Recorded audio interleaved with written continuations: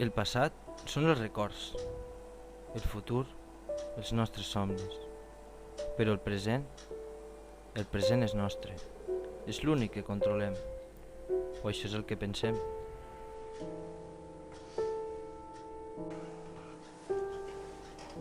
Li he donat moltes voltes de com començar això. El més normal seria dir el meu nom, on vaig néixer, quan. Podria dir l'any, el mes, el dia, fins i tot l'hora. Però tot i així ho diria en incertesa, en inseguretat. Però la qüestió no és qui o què sóc. La qüestió és què no sóc. La vida és complicada i al mateix temps simple. Néixer, créixer, morir. Tots pengem d'un fil i no sabem quan caurà. Alguns tardaran més, d'altres menys. El temps és diferent per a tothom. Val la pena estar aquí?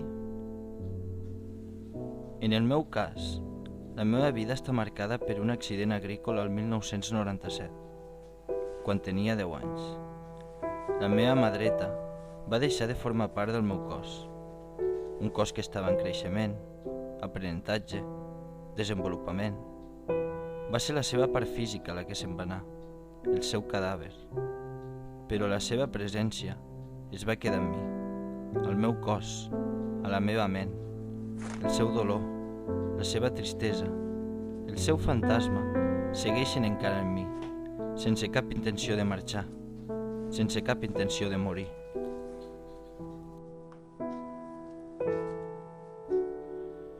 És curiós que de totes les fotografies anteriors a l'accident que conservo no se'n vegi la mà dreta. No a totes, però sí a gran part d'elles. És una simple casualitat? Una obsessió? O és el destí que em va voler avisar? És com si tot estigués escrit? Com si fos el guió d'una pel·lícula? La meva pel·lícula? La meva vida?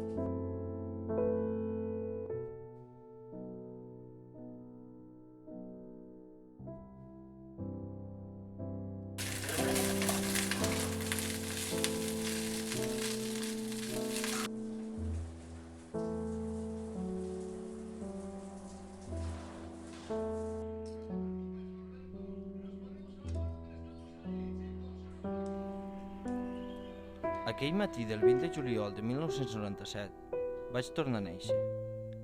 Els meus primers pensaments van ser negatius. Va ser una prova del destí, una segona oportunitat. Va ser llavors quan vaig aprendre a valorar la vida, una nova vida. Vaig tenir que adaptar-me al meu nou cos, a donar-li més valor a la meva mà esquerra. Va ser en aquell moment quan vaig tenir que inventar una nova manera de fer les coses, utilitzant el cap i la lògica.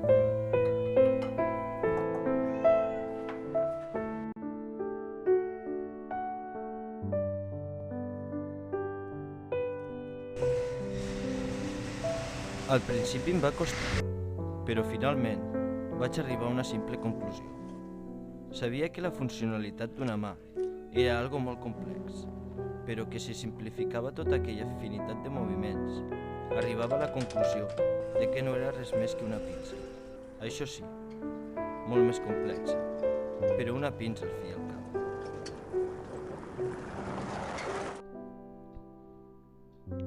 La realitat era evident. La mà no hi era. D'on trec una pinça? Què podia fer? Inventar-me-la? Sí, aquesta va ser la meva resposta. Al pressionar el meu braç, al meu cos, es creava una pinça. Si tancava el colze, creava una altra pinça. La part entre l'aixella i el braç era una altra pinça. N'hi havia més de les que podia imaginar, i cadascuna col·locada a un lloc diferent per a poder cobrir les necessitats del moment. Va ser així de simple, així de senzill. Suposo que el ser abans dreter em va ajudar a no dependre només del meu braç esquerre. La meva principal preocupació no és la meva discapacitat, ni viure dels records del passat, ni culpar ningú del passat. La meva principal preocupació de la vida és poder viure el millor possible.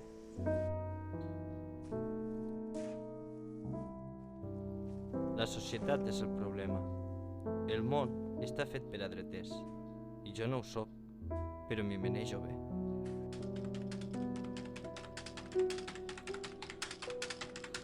Jo penso que hi ha dos camins, tancar-te a casa o sortir a menjar-te el món. Tienes derecho a un abogado, y todo lo que digas puede ser utilizado en contra tuya.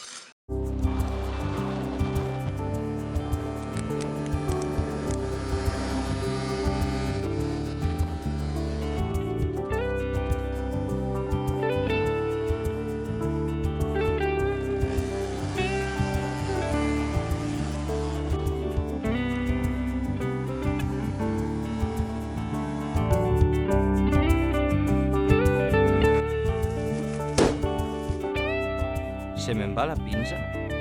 Potser sí, potser no. No m'agrada posar-me límits, ni que la societat em jutge pel que puc o no puc fer. Tinc limitacions, ho reconec, però en el meu cas, qui és el discapacitat? Aquell que amb una sola mà és capaç de fer coses impossibles per a la resta de gent? L'adaptació no té límits. I és el temps qui ens controla, qui controla el present, qui controla la vida, qui ho controla tot.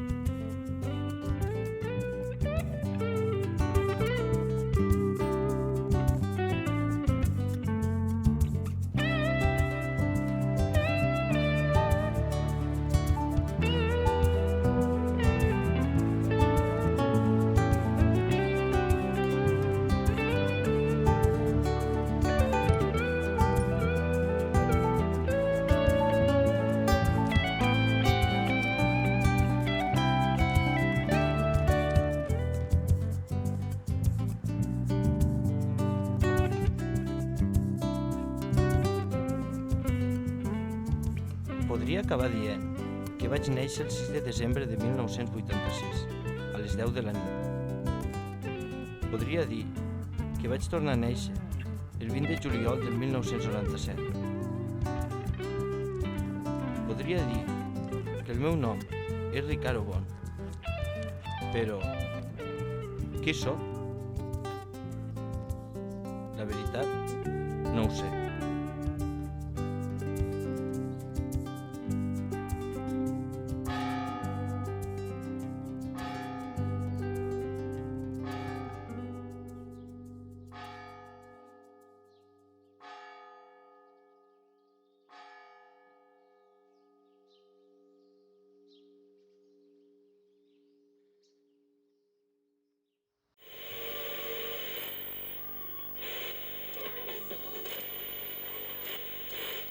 Reparaciones. El primero